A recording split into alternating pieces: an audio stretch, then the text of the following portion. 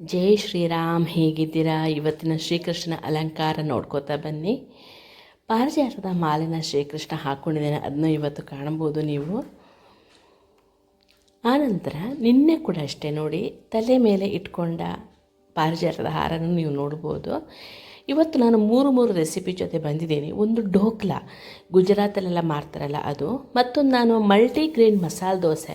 ನಾನು last time ದ್ವಾದಶಿ ಅಡುಗೆನಲ್ಲಿಯೂ ನಿಮಗೆ ತೋರಿಸಿದ್ದೆ, ಅದು ಹೇಗೆ ಮಾಡೋದು ಅಂತೇಳಿ. ನೋಡಿ, 4 ವಾಟಿ ಅಕ್ಕಿ, 2 ವಾಟಿ ಕುಚ್ಚಿಗೆ ಅಕ್ಕಿ, ಆನಂತರ ಕಾಳುಗಳೆಲ್ಲ ನೋಡ್ಬೋದು ನೀವು. ಸಾಬುದಾನ, ನೆಕ್ಸ್ಟ್ ಕಡಲೆಕಾಳು, ಹೆಸರು ಕಾಳು, ರಾಗಿ, ಯಾವುದಾದ್ರು ಒಂದು ಮಿಲೆಟ್ಸ್, 1 ವಾಟಿ ಉದ್ದು, ಆಮೇಲೆ ಒಂದು 2 ಚಮಚ ಮೆಂತೆ. ಇಷ್ಟನ್ನು ಹಾಕಿ ನಾವು ನೆನೆಸಿಟ್ಬಿಟ್ಟು ನೀಟಾಗಿ ರುಬ್ಕೊಳ್ಬೇಕು. ಈ ಬೇಸಿಗೆಗೆ ತುಂಬ ತಂಪು ಅಂತ ಅನಿಸುತ್ತೆ ನಿಮಗೆ. ಮಸಾಲೆ ದೋಸೆ ಮಾಡಲಿಕ್ಕೆ ಸ್ವಲ್ಪ ಕಷ್ಟ ಆಗ್ಬೋದು. ಅದನ್ನ ಹೇಗೆ ನಾನು ರಿಪೇರಿ ಮಾಡೋದು ಅಂತಲೂ ನಿಮಗೆ ತೋರಿಸ್ತೇನೆ. ಊತಪ್ಪಕ್ಕೆಲ್ಲ ಈ ಹಿಟ್ಟು ತುಂಬಾ ಚೆನ್ನಾಗಾಗುತ್ತೆ. ಮಸಾಲೆ ದೋಸೆಗೆ ನೋಡ್ಬೋದು, ಬಾಣಲಿಗೆ ಉದ್ದಿನಬೇಳೆ, ಕಡಲೆಬೇಳೆ, ಸಾಸಿವೆ ಹಾಕಿ ಅದನ್ನ ಫ್ರೈ ಆಗಲಿಕ್ಕೆ ಇಟ್ಟಿದ್ದೀನಿ. ಅದಕ್ಕೆ ಬೇಕಾದ ಆಲೂಗೆಡ್ಡೆ ಎಲ್ಲ ಹೆಚ್ಕೊಳ್ಳೋಣ. ಈಗ ಫಸ್ಟ್ ಏನು ಗೊತ್ತಾ, ಅದಕ್ಕೆ ಕಾಯಿ ಮೆಣಸು, ಶುಂಠಿ ಹಾಕ್ಕೊಳ್ಬೇಕು. ನಾನು ಈರುಳ್ಳಿ ಹಾಕಿದೇ ಮಾಡೋದ್ರಿಂದ ನಿಮಗೆ ನೋಡ್ಬೋದು, ಸ್ವಲ್ಪ ಕಾಯಿ ಮೆಣಸನ್ನು ಚಿಕ್ಕದಾಗಿ ಹೆಚ್ಚಿ ಹಾಕ್ಕೊಳ್ಳಿ. ಖಾರಕ್ಕೆ ಖಾರನೂ ಆಗುತ್ತೆ. ನಿಮಗೆ ಇಲ್ಲಿ ಬೇಕಂದರೆ ಮೂಲಂಗಿ ಕೂಡ ತುರಿದು ಹಾಕ್ಕೊಳ್ಬೋದು, ತುಂಬಾ ಚೆನ್ನಾಗಾಗುತ್ತೆ ಈರುಳ್ಳಿ ಬದಲಿಗೆ. ನಾವೆಲ್ಲ ಈರುಳ್ಳಿ ತಿನ್ನೋದ ಕಾರಣ ನೋಡಿ, ಈರುಳ್ಳಿ ಹಾಕೋದ್ರಿಂದ ಸಾತ್ವಿಕವಾಗಿ ಯಾವ ಥರ ಮಾಡೋದು ಅಂತಲೂ ನೀವು ನೋಡ್ಕೋತಾ ಬನ್ನಿ. ಆನಂತರ ಅದು ದೊಣ್ಣೆ ಮೆಣಸು ಕೂಡ ಇತ್ತು, ಅದನ್ನು ನಾನು ಹಚ್ಚಿ ಹಾಕ್ಕೊಂಡೆ ಆ್ಯಕ್ಚುಲಿ. ಆನಂತರ ಆಲೂಗೆಡ್ಡೆ ಸಿಪ್ಪೆ ತೆಗಿಯೋಕ್ಕೆ ಹೋಗಬೇಡಿ. ಯಾವತ್ತು ಆಲೂಗಡ್ಡೆನ ನೀಟಾಗಿ ಒಂದು ಫ್ರೆಶ್ ಆದಂತಹ ಪಾತ್ರೆ ತೊಳೆಯುವ ಜುಂಗಿರುತ್ತಲ್ಲ, ಪಾತ್ರೆ ತೊಳೆಯೋದ್ರಲ್ಲ, ಬೇರೆ ಸಪ್ರೇಟ್ ಇಟ್ಕೊಂಡು ಅದರಲ್ಲಿ ನೀಟಾಗಿ ತೊಳೆದ್ರೆ ಅದರ ಸಿಪ್ಪೆದು ಗಲೀಜೆಲ್ಲ ಹೋಗುತ್ತೆ. ನೋಡಿ, ಈ ಒಗ್ಗರಣೆ ಕಾದ ತಕ್ಷಣ ಅದಕ್ಕೆ ಶುಂಠಿ, ಆಮೇಲೆ ಇಂಗು, ಸ್ವಲ್ಪ ಕಾಯಿ ಮೆಣಸೆಲ್ಲ ಹಾಕಿ, ದೊಣ್ಣೆ ಮೆಣಸು ಹಾಕಿ ಫ್ರೈ ಆಗಲಿಕ್ಕೆ ಬಿಟ್ಟೆ. ಆನಂತರ ಸ್ವಲ್ಪ ಒಂದು 2-3 ನಿಮಿಷ ಫ್ರೈ ಮಾಡಿ ಸ್ವಲ್ಪ ಅರಿಶಿಣನೂ ಹಾಕ್ಕೊಳ್ಳಿ ಅದಕ್ಕೆ. ಆನಂತರ ಆಲೂಗಡ್ಡೆ ಹಾಕಿ ನೀರು ಹಾಕಿ ಬೇಯಿಸ್ಕೊಳ್ಳಿ. ಮಸಾಲೆಗೆ ನೀವು ಏನು ಬೇಕಾ ಅದನ್ನ ನೀವು ಹಾಕ್ಕೊಳ್ಳಿ. ನಾನು ಸ್ವಲ್ಪ ಸಾರಿನ ಪುಡಿ ಹಾಕ್ಕೊಂಡಿದ್ದೀನಿ. ನಿಮಗೆ ಬೇಡ ಸ್ವಲ್ಪ ಗರಂ ಮಸಾಲೆ ಬೇಕು ಅನ್ನೋರು ಗರಂ ಮಸಾಲೆ ಕೂಡ ಹಾಕ್ಕೊಳ್ಬೋದು. ಇಲ್ಲಿ ನೋಡಿ, ಬಟಾಣಿ ಕೂಡ ಹಾಕ್ಬೋದು. ಈರುಳ್ಳಿ ಹಾಕೋರು ಈರುಳ್ಳಿ ಹಾಕ್ಕೊಳ್ಳಿ, ಏನೂ ತೊಂದರೆ ಇಲ್ಲ. ಅರಿಶಿಣ ಹಾಕಿ, ಉಪ್ಪು ಹಾಕಿ, ನೀರು ಹಾಕಿ ಒಂದು 5 ನಿಮಿಷ ಬೆಂದ ನಂತರ ಅದನ್ನ ನುರಿಬೇಕು, ಸ್ಮ್ಯಾಶ್ ಮಾಡಬೇಕು. ನಾನು ತೋರಿಸ್ತೀನಿ ಅದನ್ನೆಲ್ಲ. ನೋಡಿ, ಸ್ವಲ್ಪ ನೀರು ಹಾಕ್ಕೊಂಡಿದ್ದೆ ನೋಡ್ಬೋದು. ಈ ಮಸಾಲ ದೋಸೆದು ಕ್ರೇವಿಂಗ್ಸ್ ಇದೆಯಲ್ಲ, ತುಂಬಾ ಚೆನ್ನಾಗಾಗುತ್ತೆ ಇದೆಲ್ಲ. ನೋಡಿ, ಸ್ವಲ್ಪ ಸಾರಿನ ಪುಡಿ, ಅರ್ಧ ಚಮಚೆಯಷ್ಟು. ನಮಗೆ ಖಾರ ಮಸಾಲೆ ಈ ಸೆಕೆಗೆ ಬೇಡ ಅಂತ ಅನಿಸುತ್ತೆ, ಅದಕ್ಕೋಸ್ಕರ ನಿಮಗೆ ತೋರಿಸ್ಲಿಕ್ಕೋಸ್ಕರ ನಾನು ತುಂಬ ಸಲ ಇದೇ ಥರ ಮಾಡಿದ್ದೀನಿ. ಎಲ್ಲ ಸಲ ನಾನು ವೀಡಿಯೋ ರೆಕಾರ್ಡಿಂಗ್ ಮಾಡಲ್ಲ. ಮನೆಯಲ್ಲಿ ಇರೋರಿಗೆಲ್ಲರಿಗೆ ಮಸಾಲೆ ದೋಸೆ ಇಷ್ಟ ಅಂತಂದಾಗ ನಾವು ಮಾಡಬೇಕಾಗತ್ತೆ. ಕೊನೆಗೆ ಕೊತ್ತಂಬರಿ ಸೊಪ್ಪನ್ನು ಹಾಕ್ಕೊಂಡಿದ್ದೀನಿ. ಇದು ಬೇಯಕ್ಕೆ ಬಿಡೋಣ ಈಗ. ಅಷ್ಟೊತ್ತಿಗೆ ನೋಡಿ, ಈ ಹಿಟ್ಟು ಎಷ್ಟು ಚೆನ್ನಾಗಿ ಹುಳಿ ಬರುತ್ತೆ ಅಂತ ನೋಡ್ಬೋದು. ಬೇಗ ಹುಳಿ ಬರುತ್ತೆ. ಈ ರಾಗಿ, ಮಿಲ್ಲೆಟ್ಸ್ ಎಲ್ಲ ಹಾಕಿ, ಹೆಸರು ಕಾಳೆಲ್ಲ ಹಾಕಿ ಮಾಡೋದ್ರಿಂದ ತುಂಬ ಚೆನ್ನಾಗಿ ಬರುತ್ತೆ. ಕುಚ್ಚಿಗೆ ಅಕ್ಕಿ ಹಾಕೋದ್ರಿಂದ ತುಂಬ ಏನು ಗೊತ್ತಾ, ಈ ಬಾಯಾರಿಕೆ ಆಗುತ್ತೆ ನೋಡಿ, ದೋಸೆ ತಿಂದು ಆಗುವಂಥ ಬಾಯಾರಿಕೆ, ಅದು ಸ್ವಲ್ಪ ಅವಾಯ್ಡ್ ಮಾಡ್ಬೋದು ಇದರಿಂದ, ಈ ಥರ ಮಾಡೋದ್ರಿಂದ. ಈ ಬೇಸಿಗೆಗೆ ಹೇಳಿ ಮಾಡಿಸಿದಂತಹ ದೋಸೆ ತುಂಬ ಮೃದು ಬರುತ್ತೆ. ಅದಕ್ಕೆ ಏನು ಗೊತ್ತಾ, ಒಂದು ಅರ್ಧ ಕಪ್ಪಷ್ಟು ಅಕ್ಕಿ ಹಿಟ್ಟು ಹಾಕ್ಕೊಂಡಿದ್ದೀನಿ ನೋಡ್ಬೋದು. ಈ ಥರ ಮಾಡೋದ್ರಿಂದ ನಿಮಗೆ ಮಸಾಲೆ ದೋಸೆ ನೀಟಾಗಿ ಬರುತ್ತೆ. ನೀಟಾಗಿ ಕಲಿಸ್ಕೊಳ್ಳಿ. ಬೇಕಾದರೆ ಸ್ವಲ್ಪ ನೀರು ಹಾಕ್ಕೊಳ್ಳಿ, ನಿಮ್ಮ ನೀರಿನ ಕನ್ಸಿಸ್ಟೆನ್ಸಿ ನೋಡಿಕೊಂಡು.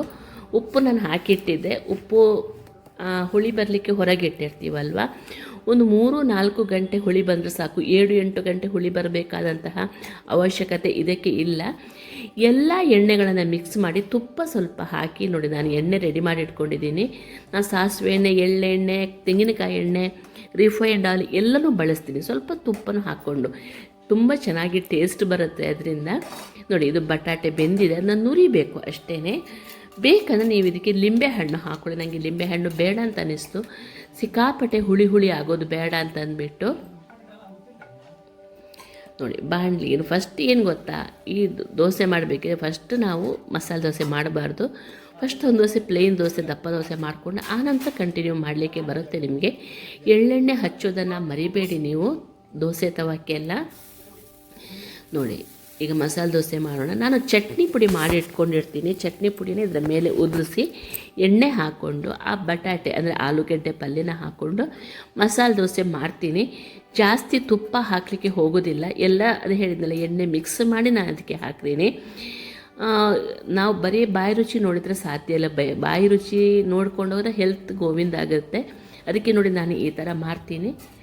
ತುಂಬಾ ಚೆನ್ನಾಗಾಗುತ್ತೆ. ಸ್ವಲ್ಪ ಹೊತ್ತು ಮುಚ್ಚಿ ಆನಂತರ ನೋಡಿ ಎಷ್ಟು ಕ್ರಿಸ್ಪ್ ಬೇಕು ಅಂದರೆ ಇನ್ನೂ ಸ್ವಲ್ಪ ಕ್ರಿಸ್ಪು ಮಾಡಿಕೊಳ್ಬೋದು.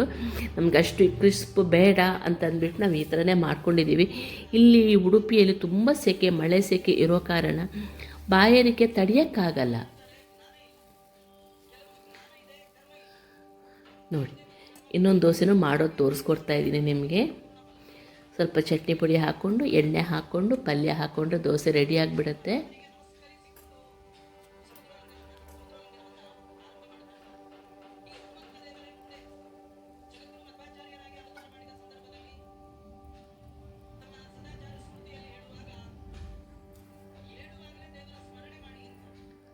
ನೋಡಿ ಸ್ವಲ್ಪ ಮುಚ್ಚಿಟ್ಟು ಬೇಯಿಸಿದರೆ ಸಾಕು.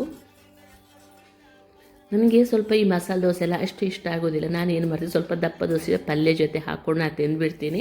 ಅದೇ ನಾನು ತೋರಿಸ್ತಾ ಇದ್ದೀನಿ ನೆಕ್ಸ್ಟ್ ಇದಕ್ಕೆ. ಆನಂತರ ಈ ಗುಜರಾತಿ ಸ್ಪೆಷಲ್ ಢೋಕ್ಲಾ ಅಂತ ಮಾಡ್ತಾರೆ. ನಮ್ಮ ಇಡ್ಲಿ ಥರನೇ ಬರುತ್ತೆ ಸಾಧಾರಣ. ಅದನ್ನು ನೋಡ್ಕೊಂಡು ಬರೋಣ. ನೋಡಿ ದೋಸೆ ರೆಡಿ ಆಯಿತು. ನಾನು ಕರ್ಬೇವಿನ ಸೊಪ್ಪು ಚಟ್ನಿ ಮಾಡಿದೆ, ಅದ್ರ ಜೊತೆ ಸರ್ವ್ ಮಾಡಿದ್ದೆ. ನೋಡಿ ಢೋಕ್ಲಾ ಯಾವ ಥರ ಮಾಡೋದು ಅಂತ ನೋಡೋಣ. ತರಕಾರಿ ಹಾಕಿ ಢೋಕ್ಲಾ ಮಾಡುವಂಥ ನೋಡಿ. 1 ಕಪ್ಪು ಚಿಕ್ಕ ರವೆ, ಇಡ್ಲಿ ರವೆ ಇರುತ್ತಲ್ಲ, ರವೆ ಗೋಧಿ ರವೆ, ಅದು ಬನ್ಸಿ ರವೆಗಿಂತ ಚಿಕ್ಕದು ಮೀಡಿಯಮ್ ರವೆ ಅಂತೀವಲ್ವ, ಅದನ್ನ ತಗೊಂಡಿದ್ದೀನಿ. ಅದು ಸ್ವಲ್ಪ ಉಳಿದಿತ್ತು ಅಂತ ಹಾಕ್ಕೊಂಡೆ. ಅದನ್ನ 1 ರೌಂಡ್ ಮಿಕ್ಸಿಗೆ ಹಾಕ್ಕೊಳ್ಳಿ. ಮಿಕ್ಸಿಗೆ ಹಾಕ್ಕೊಂಡು 1 ರೌಂಡ್ ತಿರುಗಿಸಿದರೆ ಆಗಿಬಿಡುತ್ತೆ. ಆನಂತರ ಏನೆಲ್ಲ ಮಸಾಲೆ ಹಾಕಬೇಕು ಅಂತ ತೋರಿಸ್ತಾ ಬರ್ತೀನಿ. ಅದೇ ಥರ ಮಾಡಿ ತುಂಬ ಚೆನ್ನಾಗಿ ಬರುತ್ತೆ ನೋಡಿ. ಇನ್ನು ಇದಕ್ಕೀಗ ಕಾಯಿ ಮೆಣಸು, ಸ್ವಲ್ಪ ಶುಂಠಿ ನೋಡಿ. ನಾನು 2 ಕಾಯಿ ಮೆಣಸು ಹಾಕ್ಕೊಳ್ಳೋಣ ಅಂತ ಹೋದೆ, ಬೇಡ ಅಂತ ಅನಿಸ್ತು. ಸಿಕ್ಕಾಪಟ್ಟೆ ಖಾರ ಆದರೆ ತಿನ್ನಲಿಕ್ಕೆ ಆಗೋದಿಲ್ಲ ಅಂದರೆ 1 ಹಾಕಿದೆ. ಆಮೇಲೆ ಚಟ್ನಿನೂ ಮಾಡಲಿಕ್ಕಿದೆ ಇದಕ್ಕೆ, ಆದ ಕಾರಣ ಸ್ವಲ್ಪ ಶುಂಠಿ. ಆನಂತರ ನೋಡಿ ಸೋರೆಕಾಯಿ ಇರುತ್ತಲ್ಲ, 1 ಕಪ್ಪಷ್ಟು, ನೀವು ಯಾವ ಕಪ್ಪಲ್ಲಿ ಅಳತೆ ಮಾಡಿ ಇಟ್ಕೊಂಡಿರ ಅದರಲ್ಲಿ 1 ಕಪ್ಪಷ್ಟು ಸೋರೆಕಾಯಿನೂ ತಗೊಂಡಿದ್ದೀನಿ. ನೋಡ್ಬೋದು ನೀವಿಲ್ಲಿ. ಉಳಿದದ್ದನ್ನು ಒಂದು ಸಿಹಿ ಅಂತ ಮಾಡ್ತೀವಿ, ಅದನ್ನ ನಾವು ನೋಡ್ಕೊಂಡು ಬರೋಣ. ಆನಂತರ ಫಸ್ಟ್ ಈಗ ಢೋಕ್ಲಾ ಮಾಡೋದನ್ನು ನೋಡೋಣ. ನೋಡಿ ಎಷ್ಟು ಹಾಕಿದ್ದೀನಿ ನೋಡ್ಬೋದು. 1 ಕಪ್ಪಷ್ಟು, ಸ್ವಲ್ಪ ಹೆಚ್ಚು ಕಡಿಮೆ ಆದರೆ ಏನಾಗೋದಿಲ್ಲ ನೋಡಿ ಇದು. ಆನಂತರ ಇದಕ್ಕೆ 1 ಕಪ್ಪಷ್ಟು ಮಜ್ಜಿಗೆ ಹಾಕಬೇಕು. ಹುಳಿ ಮಜ್ಜಿಗೆ ಇದ್ದರೆ, ಮೊಸರು ಇದ್ದರೆ ಹಾಕ್ಕೊಳ್ಳಿ. ಎಷ್ಟು ಅಳತೆ ಮಾಡಿ ಸೇಮ್ ಅಳತೆಯಲ್ಲಿ ಹಾಕ್ತಾ ಬನ್ನಿ. ಆನಂತರ ಸ್ವಲ್ಪ ಈಗ ಉಪ್ಪು, ಸ್ವಲ್ಪ ಅರಶಿನ, ಸ್ವಲ್ಪ ಇಂಗು ಬೇಕಂದರೆ ಹಾಕ್ಕೊಳ್ಳಿ. ತೀರಾ ಆಪ್ಷನಲ್, ಅದು ಬೇಕು ಅಂತ ಹೇಳಿ ಇಲ್ಲ. ನಾವು ಸ್ವಲ್ಪ ಇಲ್ಲಿ ಹಾಕ್ಕೊಳ್ತೀವಿ. ಇದನ್ನ ನುಣ್ಣಗೆ ರುಬ್ಕೊಳ್ಳಿ. ಕರ್ಬೇವಿನ ಸೊಪ್ಪು ಸ್ವಲ್ಪ ಹಾಕಬೇಕು. ಇದಕ್ಕೆ ಘಮ ತುಂಬ ಚೆನ್ನಾಗಿ ಕೊಡುತ್ತೆ. ಹೆಲ್ತಿಗೂ ಈ ಸೋರೆಕಾಯಿ ಇದೆಲ್ಲ ತುಂಬಾ ಒಳ್ಳೆಯದಾಗುತ್ತೆ. ಅರಶಿನ ಜಾಸ್ತಿ ಹಾಕ್ಕೋಬೇಡಿ, ತುಂಬ ಅರಶಿನ ಫ್ಲೇವರ್ ಬರುತ್ತೆ ನೋಡಿ. ಇದೆಲ್ಲ ರುಬ್ಕೊಂಡ ನಂತರ ಅದಕ್ಕೆ ಒಂದು 10 ನಿಮಿಷ ರೆಸ್ಟ್ ಬಿಡಬೇಕು. ರೆಸ್ಟಿಗೆ ನೋಡಿ, ರೆಸ್ಟಿಗೆ ಬಿಟ್ಟು ಆನಂತರ ಢೋಕ್ಲಾ ತಟ್ಟೆನ ರೆಡಿ ಮಾಡ್ಕೊಂಡಿದ್ದು ನೋಡಿ. ಎಣ್ಣೆ ಸ್ಪ್ರೇ ಮಾಡಿ, ತುಂಬಾ ಹೆಲ್ಪ್ ಆಗುತ್ತೆ ನಂಗೆ ಆ ಸ್ಪ್ರೇಯರ್ ಬಾಟ್ಲ್. ಅದನ್ನ ನೀಟಾಗಿ ಅದನ್ನ ಸ್ಪ್ರೆಡ್ ಮಾಡಿಕೊಳ್ಳಿ.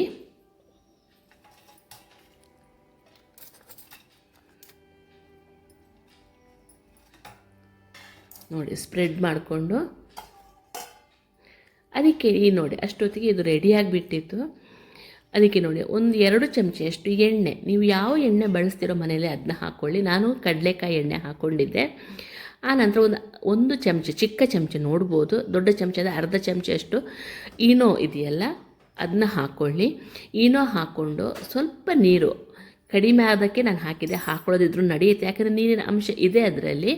ನೀಟಾಗಿ ಮಿಕ್ಸ್ ಮಾಡ್ಕೊಳ್ಳಿ. ಕೂಡಲೇ ನಾವು ಬೇಯಕ್ಕಿಡಬೇಕು. ಈನೋ ಸಾಲ್ಟ್ ಹಾಕಿದ ನಂತರ ನಾವು ಜಾಸ್ತಿ ಹೊತ್ತು ಅದನ್ನ ಬಿಡಬಾರ್ದು.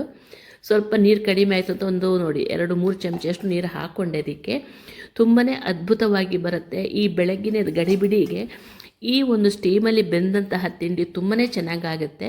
ಇದು ಸ್ವಲ್ಪ ರವೆ ಇಡ್ಲಿ ಥರನೇ, ಅವರು ಇಡ್ಲಿ ಅಂತ ಹೇಳಲ್ಲ, ಢೋಕ್ಲಾ ಅಂತ ಹೇಳ್ತಾರೆ ಅಷ್ಟೇ. ಮಜ್ಜಿಗೆ ಉಳಿದಾಗ ಈ ಥರ ತರಕಾರಿ ಹಾಕ್ಕೊಂಡು ಒಂದು ಹೆಲ್ದಿ ಡಿಶ್ ಬೇಕು ಈ ಸೆಕೆಗೆ ಅಂತಂದರೆ ಇದು ಹೇಳಿ ಮಾಡಿಸಿದಂಥ ರೆಸಿಪಿ ನೋಡಿ. ನೀಟಾಗಿ ಸ್ಪ್ರೆಡ್ ಮಾಡಿ ಸ್ವಲ್ಪ ಟ್ಯಾಪ್ ಮಾಡ್ಕೊಳ್ಳಿ. ಟ್ಯಾಪ್ ಮಾಡಿ ಅದನ್ನ ಸ್ಟೀಮಲ್ಲಿಟ್ಟು ಒಂದು 15 ನಿಮಿಷ ಬೇಯಿಸಬೇಕಾಗತ್ತೆ.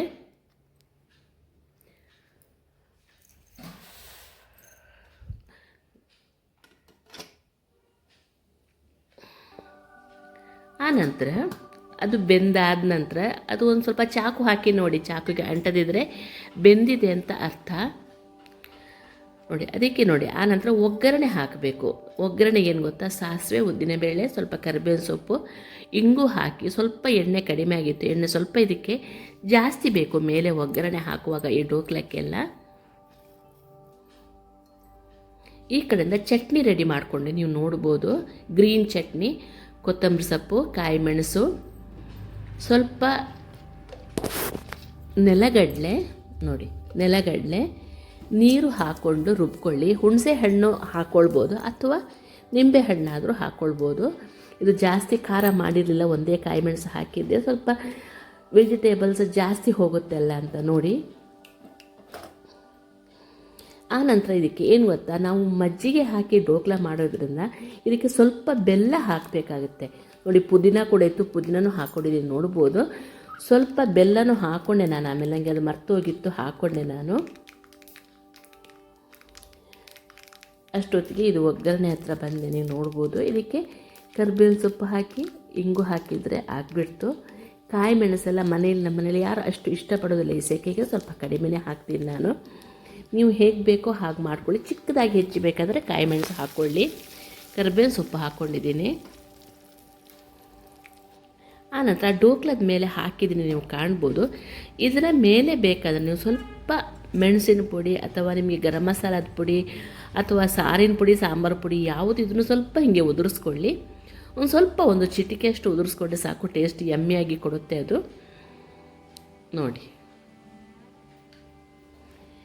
ಆನಂತರ ಒಂದು ಸ್ವಲ್ಪ ತಣಿಯಕ್ಕೆ ಬಿಟ್ಟು ಅದನ್ನ ಕಟ್ ಮಾಡಿದರೆ ಆಗಿಬಿಡ್ತು. ಕೊತ್ತಂಬರಿ ಸೊಪ್ಪು ಮೇಲಿಂದ ಹಾಕ್ಕೊಳ್ಬೇಕು, ಹಾಗೇ ಬಿಡುತ್ತೆ ನೋಡಿ. ಈ ಕಡೆದ ಚಟ್ನಿನೂ ರೆಡಿ ಆಯಿತು ನಂದು, ಮಿಕ್ಸಿಗೆ ಹಾಕಿ ರುಬ್ಬಿಟ್ಕೊಂಡಿದ್ದೀನಿ. ಆನಂತರ ಅದಕ್ಕೆ ಲಿಂಬೆಹಣ್ಣು ಹಾಕಿದರೆ ಲಿಂಬೆಹಣ್ಣು ಹಿಂಡಿ ಹಾಕಿದರೆ ಹಾಗೇ ಬಿಡ್ತು ಚಟ್ನಿ.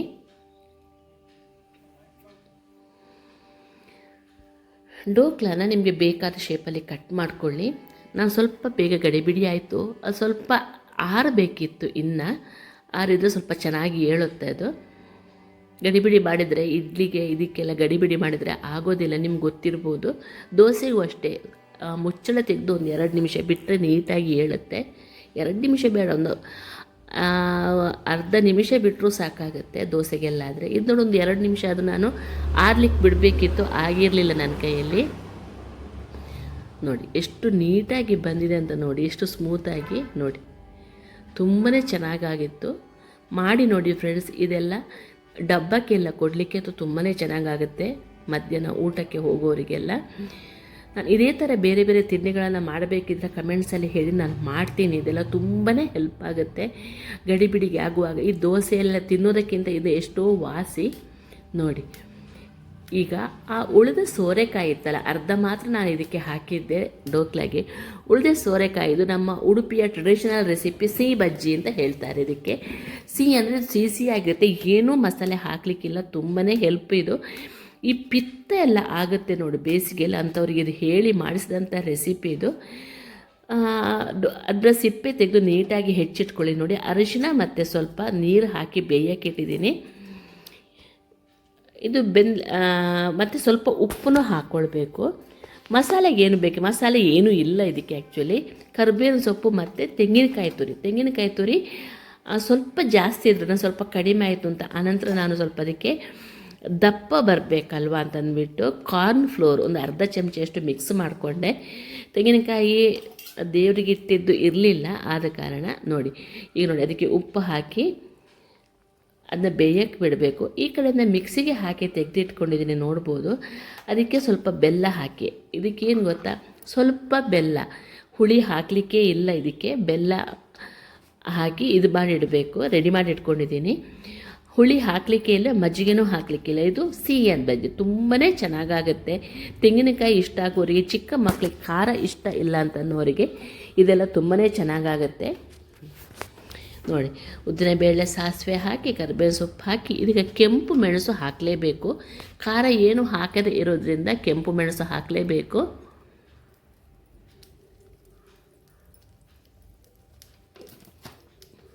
ಒಗ್ಗರಣೆ ಕೊಟ್ಟರೆ ಸಿಹಿ ಬಜ್ಜಿ ಆಗೋಯಿತು. ಅನ್ನದ ಜೊತೆ ಮಿಕ್ಸ್ ಮಾಡ್ಕೊಂಡು ತಿನ್ನಲಿಕ್ಕೆ, ಚಪಾತಿಗೆಲ್ಲ ತುಂಬಾ ಚೆನ್ನಾಗಾಗುತ್ತೆ. ಖಾರ ಬೇಕು ಅನ್ನೋರಿಗೆ ಮಾತ್ರ ಈ ರೆಸಿಪಿ ಆಗಲಿಕ್ಕಿಲ್ಲ, ತುಂಬ ಸಪ್ಪೆ ಆಗಿರುತ್ತೆ. ಈ ಪೊಂಗಲ್ ಥರನೇ ಇದೆಲ್ಲ ಬಂದಿರುತ್ತೆ. ನೋಡಿ, ಹಾಗೇ ಬಿಡ್ತು ಈ ರೆಸಿಪಿ. ತುಂಬ ಚೆನ್ನಾಗಿ ಸೋರೆಕಾಯಿ ಸಿಗುತ್ತೆ ಈಗ, ಮಾಡಿ ನೋಡಿ ಈ ರೆಸಿಪಿನ. ಸೋರೆಕಾಯಿ ಆ್ಯಕ್ಚುಲಿ ನಮ್ಮ ಫಂಕ್ಷನ್ ಅಡುಗೆಗಳಲ್ಲಿ ಮಾಡೋದಿಲ್ಲ. ಇದರ ಬದಲು ಬೂದು ಕುಂಬಳಕಾಯಿ, ಸೌತೆಕಾಯಿ, ಆನಂತರ ಪಡವಲಕಾಯಿ, ಹೀರೆಕಾಯಿ ಇದರದ್ದೆಲ್ಲ ಮಾಡ್ತಾರೆ. ನೋಡಿ, ಹಾಗೇ ಬಿಡ್ತು. ಅದು ಕುದಿ ಬಂದ ನಂತರ ಅದಕ್ಕೆ ಒಗ್ಗರಣೆ ಕೊಟ್ಟರೆ ರೆಸಿಪಿ ನಮ್ಮದು ಹಾಗೇ ಬಿಡ್ತು. ನೋಡ್ಬೋದು. ಹೇಗಾಯಿತು ಹೇಳಿ ಫ್ರೆಂಡ್ಸ್ ಇವತ್ತಿನ ವಿಡಿಯೋ. ಇಷ್ಟರ ಲೈಕ್, ಶೇರ್, ಕಮೆಂಟ್ಸ್ ಮಾಡೋದನ್ನು ಮರಿಬೇಡಿ. Thank you for watching.